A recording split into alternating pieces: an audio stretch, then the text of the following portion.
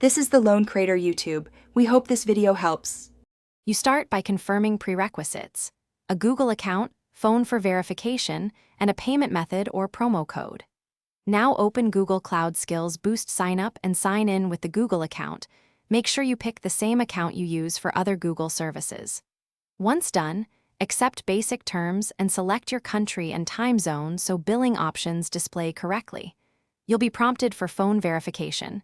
Complete this immediately. This first set of steps clears blockers, so the actual lab enrollment goes smoothly. Next, complete account creation by entering billing details or applying a promo code. This activates access without unexpected pauses. After billing, verify your identity via SMS and set two-step verification if offered. This prevents lockouts later.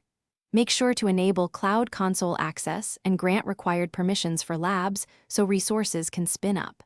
Then pick a learning path or individual labs and enroll. This ties your account to courses. Take these actions carefully because incorrect billing or security settings. Finish by enrolling in a lab and starting the guided lab so the platform configures projects and quotas automatically.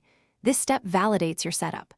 Once the lab launches, check the Cloud Console for created project and confirm quotas and billing status.